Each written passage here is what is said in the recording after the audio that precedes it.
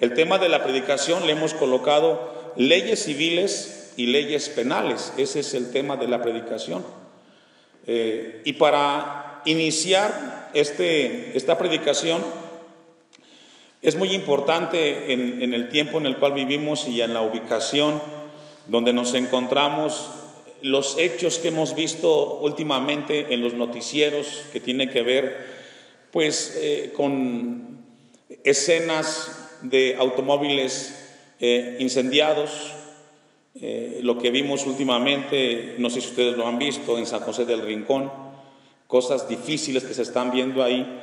Y cuando vemos estos hechos, pues nos hacemos una pregunta: ¿las leyes dónde están? ¿Los que gobiernan dónde están? ¿Por qué no se hace nada? Y vamos a ver por qué Dios nos deja a nosotros esta palabra que nos ayuda a entender un poco más nuestra vida en esta tierra. Dice el profeta Isaías en el capítulo 55 que los pensamientos de Dios no son vuestros pensamientos, ¿verdad? Que los caminos de Dios no son nuestros caminos. Y esto nos enseña que la manera como Dios ordena y rige a su pueblo es desde una perspectiva más alta, con mayor profundidad. El capítulo 21 obviamente es la continuación del capítulo 20. En el capítulo 20 encontramos los 10 mandamientos, ¿se recuerda? Todo el capítulo 20 Dios nos habló y vimos cada uno de los mandamientos, y vimos que en esa sección Dios le dio la ley a Moisés para que la compartiera con el pueblo. Después de que Moisés hace esto y le da al pueblo los 10 mandamientos, entonces vienen las leyes civiles y las leyes penales. Y usted preguntará: pastor, ¿para qué nos sirve a nosotros esto que vamos a estudiar el día de hoy con la ayuda de Dios? Segunda de Timoteo capítulo 3 versículo 16 dice que toda la escritura es inspirada por Dios y útil para enseñar, para redarguir, para corregir, para instruir en justicia. Entonces, si toda la escritura es inspirada por Dios, tiene una utilidad, ¿cierto? Y tiene un propósito. Y si está escrita ahí, tiene un mensaje para la iglesia en el siglo XXI y tiene un desafío de poder vivir dentro de esos parámetros del Señor. La Biblia es útil, la palabra de Dios nos enseña y nos redarguye para corregirnos. Ahora, algo importante es de que Dios ama la justicia, ¿cierto? Dios ama la justicia, y si Dios ama la justicia, entonces Dios, a través de sus mandamientos y de sus leyes, Él regula la convivencia entre su pueblo y de esta manera poder hacer justicia. Usted y yo vivimos en México y vivimos bajo las leyes de la Constitución mexicana. Estas nos rigen como sociedad. Pero a nosotros como cristianos también la palabra de Dios nos instruye y comienza a ordenar nuestras vidas. Con esa breve introducción vamos a poner nuestra vista allí en Éxodo capítulo 21 y vamos a ver cuál es el estándar de Dios en relación al tema de cómo dejarnos nosotros gobernar y la aplicación de las leyes que están en la Biblia hacia nosotros como iglesia. Y estas son las leyes que les propondrás, dice el versículo 1. Si comprares siervo hebreo, 6 años servirá, mas el 7º saldrá libre de balde. El primer tema que encontramos aquí tiene que ver con las leyes de esclavitud. A simple vista, pues cada uno tiene un concepto de lo que es la esclavitud. Y como que no es muy agradable. Recordemos que Israel estuvo mucho tiempo esclavo en Egipto. Y Dios los saca de esa esclavitud, y ahora que están para entrar a la tierra de Canaán, encuentran el tema de la esclavitud, y entonces la gente se pregunta: bueno, salimos de un tema de esclavitud para entrar a otro, ¿cuál es la diferencia? Y dice el texto 3, si entró solo, habla del esclavo, si entró solo, solo saldrá. Si tenía mujer, saldrá él y su mujer con él. Encontramos entonces en esta porción que nos habla acerca de las leyes de esclavitud y nos habla acerca de cómo Dios comienza a ordenar y a enseñar a su pueblo cómo debe de manejarse el tema de la esclavitud. No lo busque, pero dice Éxodo 22, yo soy Jehová tu Dios que te saqué de la tierra de Egipto, de casa de servidumbre. Y aquí entra, bueno, ¿por qué salimos de allá de esclavitud? Y ahora nos habla de que hay una regla, una ley que va a regular el tema de la esclavitud ahora donde estamos nosotros. Y vamos a ver algunas características de las leyes de esclavitud. Vaya conmigo o vayamos a Deuteronomio capítulo 15, versículos 12 en adelante. Una de las características que encontramos en este tema de las leyes de esclavitud, Deuteronomio 15, 12, es de que había un límite de 6 años. Es decir, cuando alguien decidía ser esclavo para alguien, había un límite, no era para siempre, era 6 años. Y después de 6 años, el séptimo tenía que dejarlo ir su amo. Dice Deuteronomio, ya lo tiene, 15, 12, ¿usted me alcanza? Si se vendiere a ti tu hermano, hebreo o hebrea, y te hubieres servido 6 años, al séptimo, ¿qué? Le despedirás libre. Fíjese que esto es bien importante.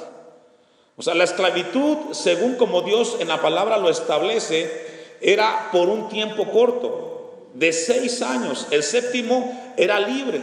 Y vamos a ver con la ayuda de Dios que esto también era una bendición, porque había un momento que no había trabajo, no había que comer, y había que buscar cómo mantener a la familia. Y esto era muy recurrente. El texto 13 dice, y cuando lo despidieres libre, no lo enviarás con las manos vacías. Imagínense, si el esclavo estuvo trabajando 6 años con un patrón, lo justo era que no se fuera como llegó, porque durante el tiempo que él estuvo ahí trabajando, él también aportó o sumó para que creciera la riqueza más de su amo. Entonces, esta ley es bien importante.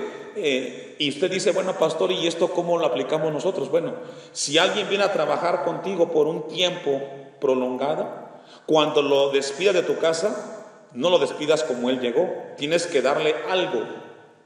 ¿Sí entendemos esa parte? Dice el versículo 13, y cuando lo despidieres libre, no lo enviarás con las manos vacías, le abastecerás liberalmente de tus ovejas, de tu era y de tu lagar, le darás de aquello en que Jehová te hubiere bendecido. Qué importante es esto, hermanos. Esto nos hace a nosotros personas conscientes de que si Dios nos provee a alguien para que nos apoye o que nos ayude en casa, podamos nosotros también darle de lo que también Él aportó cuando estuvo trabajando. 15. Y te acordarás de que fuiste siervo en la tierra de Egipto. Es decir, tú sabes lo que se siente ser esclavo. Tú sabes lo que se siente estar trabajando todo el tiempo y que no te valoren como persona. La esclavitud, según la Biblia, tiene un valor. Y es que la persona se le tiene que recompensar por su trabajo. Y hacía consciente al pueblo de Israel. Concluye el texto 15, dice, y que Jehová tu Dios te rescató, por tanto, yo te mando estoy. Esto que estamos aprendiendo hoy, hermanos, nos deja una enseñanza muy grande a nosotros. En el siglo XXI no hay esclavitud, aquí en México, gracias a Dios, pero sí hay empleados. Cuando alguien viene y te ayuda con el aseo en casa, alquilas a alguien para que te apoye, también tienes que valorar esa parte y no dejarlo ir con las manos vacías. ¿Cuántos dicen amén? Así es de que tenía una paga el siervo. No es como uno cree el concepto de esclavitud. Lo que se le daba al esclavo era proporcional. O sea, de acuerdo a lo que él trabajó, se le podía dar de manera proporcional y el tiempo que estuvo ahí. Entonces, esto es muy importante que encontramos aquí, estas características acerca de los esclavos. Ahora, era tanto los casos donde los esclavos que estaban viviendo o se daban como esclavos con sus amos, que algunos tenían buen trato por parte de sus amos, que decidían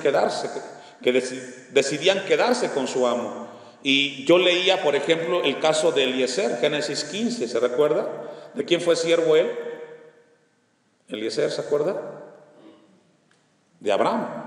¿Se recuerda cuando Dios quiere bendecir a Abraham con tierras? Y entonces Abraham dice, no tengo hijos, solo tengo este Damaseno, Eliezer.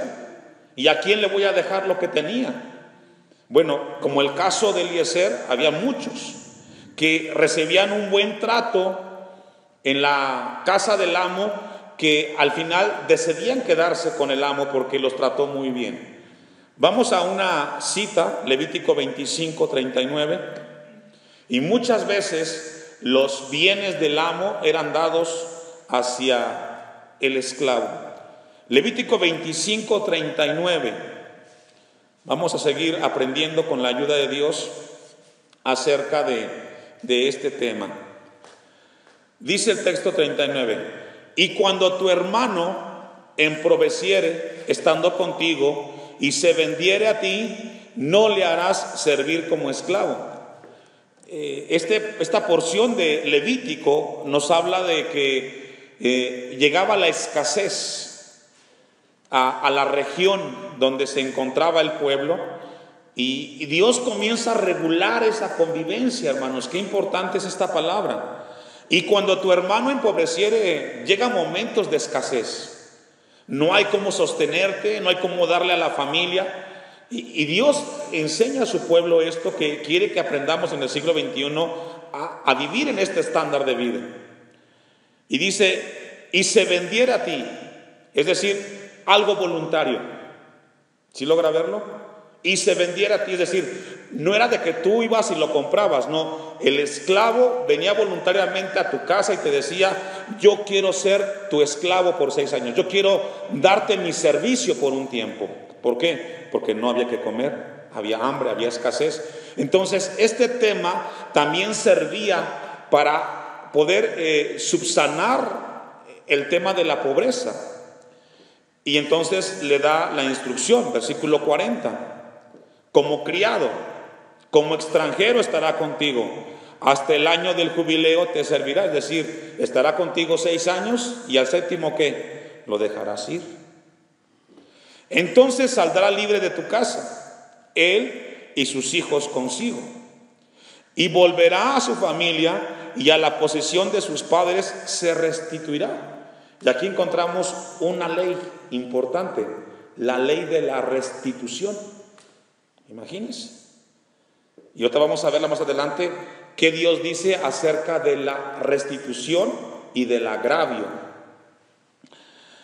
42, porque son mis siervos, los cuales saqué yo de la tierra de Egipto, no serán vendidos a manera de esclavos. Es decir, entre ustedes como mi pueblo no van a cometer el mismo error que les tocó vivir en Egipto, van a vivir de una manera distinta, un estándar diferente cuando les toque apoyar o cobijar a alguien que viene voluntariamente con ustedes y desea dar sus servicios. Versículo 43. Estas son instrucciones, hermanos. No te enseñorearás de él con dureza. Es decir, por el hecho de que venga y te ofrezca el servicio, no seas autoritario. Es un ser humano, es tu hermano. Cuida de él, dale agua, dale de comer. Dice, no te vas a enseñorear de él con dureza, sino tendrás, ¿qué, hermano? Temor de Dios. Texto 43. Tendrás temor de Dios. Y esto nos habla, hermanos, de lo importante que está la palabra para enseñarnos a nosotros acerca del tema de cómo se movía la esclavitud. Vamos a regresar a Éxodo capítulo 21 y sigamos aprendiendo de Dios acerca de estas leyes civiles, son leyes civiles. Versículo 3, si entró solo, solo saldrá. ¿Es justo o no es justo? Si él llegó solo, voluntariamente como esclavo, dice la palabra, solo saldrá. Si tenía mujer, saldrá él y su mujer con él. Imagínense, o sea, esto es bueno. Justo, Dios es justo, hermanos. 4, si su amo le hubiera dado mujer. Había casos en los cuales el mismo amo, el jefe, el dueño de la casa, le conseguía esposa al esclavo. Imagínense, le proporcionaba una relación. No solamente le daba trabajo o de comer, también le daba la bendición o la oportunidad de formar una familia. Entonces encontramos cómo el estándar de Dios es mucho más elevado que el del hombre cuando estamos aquí en esta tierra. Dice el texto 5: y si el siervo dijere, yo amo a mi señor, a mi mujer y a mis hijos, no saldré libre. Voluntariamente llegó y dice, voluntariamente yo encontré en este lugar que me quieren, que me dan trabajo, que me dan que comer, una familia. Yo no quiero salir de aquí. Ahora, ¿cómo aplicamos esto a nuestras vidas, hermano? Nadie en lo natural es libre. Todos somos esclavos de alguien, o esclavos de Dios, o esclavos de Satanás, o esclavos del pecado. Pero nadie es libre por sí solo. Y yo creo que no hay mejor lugar para servir a un amo que a Cristo Jesús. ¿A quién quiere servir? Porque tenemos que servir a alguien en esta tierra. Al pecado, a la mentira, al robo, a lo ilícito. Pero el hombre siempre sirve a alguien. Y yo creo que el mejor Señor que nos puede pagar por nuestro servicio es Cristo Jesús. Amén. Entonces, qué bueno en el caso nuestro de que seamos esclavos de Jesucristo, porque Él nos protege, Él nos cuida, Él nos dio un valor y un sentido. Y eso nos hace a nosotros agradecidos con el Señor. Por eso aquí el pasaje nos habla que el hombre dice, yo no me voy, yo no quiero ser libre, yo estoy bien en este lugar. Y le hago una pregunta a usted, o Dios nos pregunta, ¿usted está bien con Cristo? ¿Estamos bien con Cristo, hermanos? Claro, ¿para qué irnos al mundo? Estamos bien aquí con el Señor. Versículo 6. Entonces su amo lo llevará ante los jueces, es decir, después de que el esclavo decide que hace voluntariamente, dice la palabra, lo llevará ante los jueces, le hará estar junto a la puerta o al poste, la tradición de aquel entonces, y su amo le horadará, es decir, le perforará la oreja con lesna, y será su siervo, ¿para qué, hermanos? Para siempre. Ya no por obligación, yo decido estar aquí. Y esta tarde, hermanos, Dios nos habla a nosotros, siervos de quién queremos ser. Obviamente tiene que ser de Cristo. Versículo 7. Y cuando alguno vendiere a su hija por sierva, no saldrá con ella como suelen salir los siervos, sino agrandare su señor, por lo cual no la tomó por esposa, se le permitirá que se rescate y no la podrá vender a pueblo extraño cuando la desechare. Mas si la hubiere desposado con su hijo, hará con ella según la costumbre de las hijas. Si tomare para él otra mujer, no disminuirá su alimento, ni su vestido, ni el deber conyugal. Es decir, una vez llegara una esclava ahí, tenía que ser responsable el amo de esa persona que llegaba en ese lugar. No podía evadir su responsabilidad. Y eso es lo que la palabra de Dios nos habla a nosotros. Versículo 11. Y si ninguna de estas tres cosas hiciere, ella saldrá de gracia sin dinero. El que hiriere a alguno, haciéndole así morir, él morirá. Qué ley, ¿verdad? Suena fuerte. Leámosla otra vez. El que hiriere a alguno, haciéndole así morir, él morirá. ¿Por qué cree? Porque lo que Dios quiere aquí enseñar es que el daño que le hagas a alguien debe de ser proporcional la paga. Es decir, si tú le quitas la vida a alguien, no tiene precio, hermanos, más que la misma vida. 13. Mas el que no pretendía herirlo, sino que Dios lo puso en sus manos, entonces yo te señalaré el lugar el cual ha de huir, y aquí habla de las ciudades de refugio. A veces hay discusiones, fricciones entre la gente, ¿y cómo lo resuelven, hermanos? Aquí la palabra de Dios dice y nos enseña cómo tiene que regularse todo eso. Versículo 14. Pero si alguno se ensoberbeciere contra su prójimo y lo matare con alevosía, de mi altar lo quitarás para que muera. Y aquí encontramos el tema de la pena capital. Quitarle la vida a otra persona, hermanos, es un acto muy alto delante de Dios. Y la única manera para pagar ese acto es con la misma vida de aquel que la quitó. Son leyes que Dios estableció para su pueblo. 15. El que hiere a su padre o a su madre, ¿qué? Morirá. Estas leyes son buenas para el pueblo de Dios. Obviamente en el tiempo presente ya no vamos a esos extremos, pero la enseñanza es de que el respeto a los padres tiene que ser de suma importancia. Hoy más que nunca necesitamos que esto vuelva otra vez a las familias, donde encontramos mucho deterioro en cuanto al respeto entre hijos con padres, padre con los hijos, y cómo Dios nos enseña en su palabra que debe de cuidarse todo esto, hermanos. Sigamos leyendo el tema de las leyes civiles.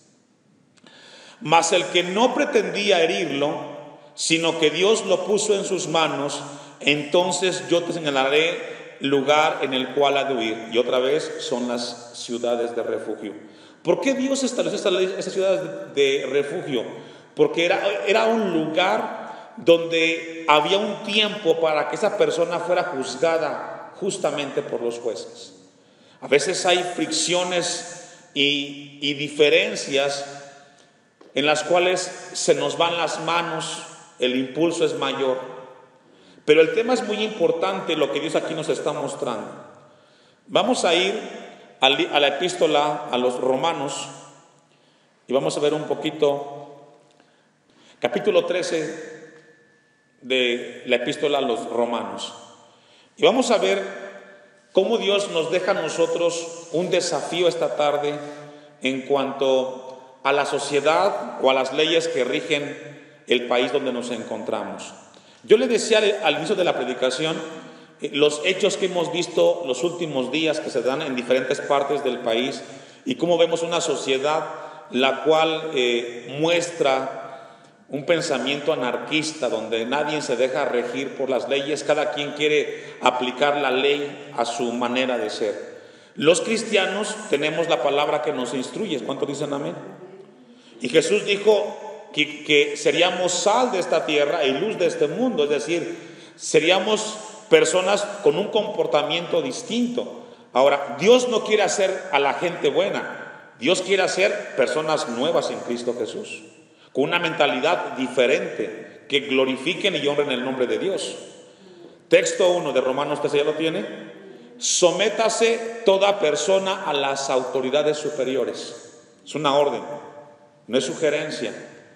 Y usted puede decir, pero pastor, como que esto no encaja, vivimos en un país donde no hay justicia, cada quien hace lo que quiere.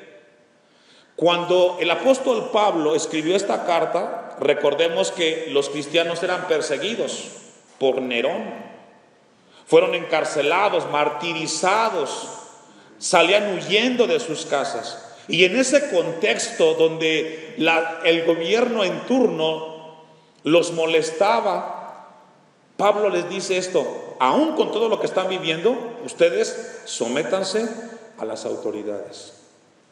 Es lo mismo que Dios quiere hoy con nosotros, que seamos cristianos, que no hagamos lo que querramos, sino que si hay autoridad tenemos que respetarla. Y hablamos desde el delegado, el maestro en la escuela, el policía en la calle, etcétera.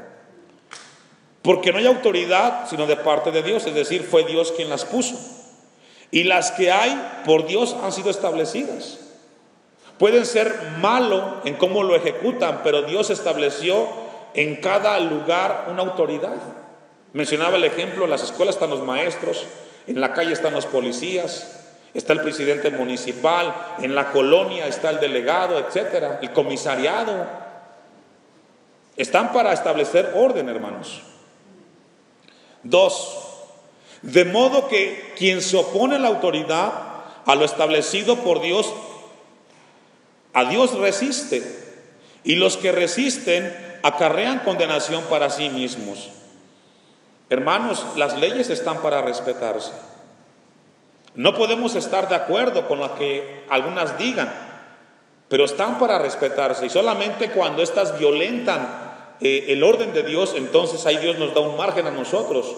Por ejemplo, el tema del aborto, de la eutanasia, ahí Dios no está de acuerdo en ese tema. ¿Cuál es la postura, pastor? Lo que dice la Biblia. Amén. 3.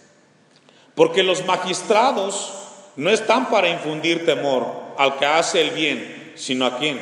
Al malo, al que violenta el orden, al que rompe las leyes.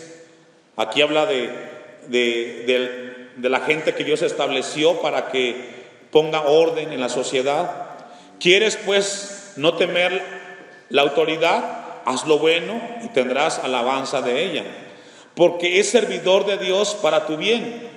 Pero si haces lo malo, teme, porque no en vano lleva la espada, es decir, lleva la justicia para aplicarla. Usted infringe en un área y usted es culpable y tiene que pagar la multa de lo que usted infringió. Y ya Dios le dio a los magistrados, a las autoridades, la autoridad para aplicar justicia. Entonces, ¿qué es lo que Dios quiere esta tarde con nosotros, hermanos? Con lo que estamos estudiando de parte de Dios, es de que seamos conscientes de que Dios estableció un orden y una forma para hacer gobierno. Y un tema importante es lo que sucede en la familia. Enseñemos a nuestros hijos a que a sus padres los respeten. Enseñemos a nuestros hijos a ser agradecidos. Enseñemos a respetar a aquellos que Dios ha puesto para ordenar o para dirigir en cualquier área, hermanos. Amén. Vayamos por último, y de esta manera vamos a ir concluyendo, a Éxodo capítulo 21 una vez más. Y vamos a ir al versículo 17. Igualmente, el que maldijera a su padre o a su madre morirá.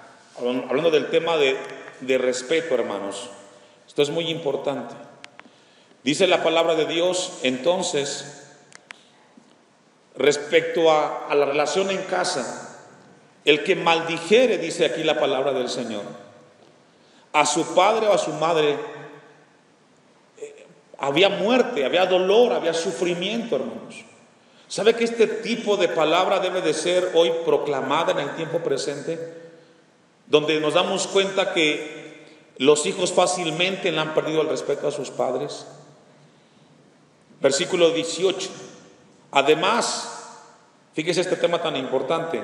Si algunos riñeren, si algunos están peleando, a veces la gente se pelea en la calle, y uno hiriera a su prójimo con piedra o con el puño, y éste no muriere, pero cayere en cama, si se levantare y anduviere fuera sobre su báculo, entonces será absuelto el que lo hirió. Solamente le satisfará por lo que estuvo sin trabajar y hará que lo cure. Imagínense esta escena: hay un pleito entre dos personas, en la calle se están peleando, pero uno le pega al otro y lo lastima. Y este va al doctor. El que pegó tiene el deber de pagar las curaciones. Es lo que dice el texto. Y si por el golpe que le dieron no fue a trabajar, tiene que pagarle los días que no fue a trabajar. ¿Sí logra ver el estándar de Dios, hermanos? O sea, es una palabra que nos desafía y que nos ayuda a vivir en orden en este tiempo en el cual vivimos. Es decir, no solamente hubo una riña que no debe de haber, pero de repente las hay. Bueno, si tú agredes a alguien, tienes que pagarle el hospital, el doctor, los medicamentos, y si no puede trabajar, el tiempo que esté en cama, y a los días que no estuvo trabajando. 20. Y si alguno hiriera a su siervo o a su sierva con palo y muriere, bajo su mano será castigado. Dios protegía y protege la vida del hombre, la vida de la mujer. Nunca nos da el derecho de violentar a otros. Al contrario, nos enseña que si alguien viene a ti, tienes mayor responsabilidad de cuidarlo y de atenderlo. Esta tarde, hermanos, que hemos llegado a la casa del Señor, a alabar y exaltar su nombre, nos deja esta palabra que nos desafía para vivir en un nivel de vida que honre el nombre de Dios en esta tierra.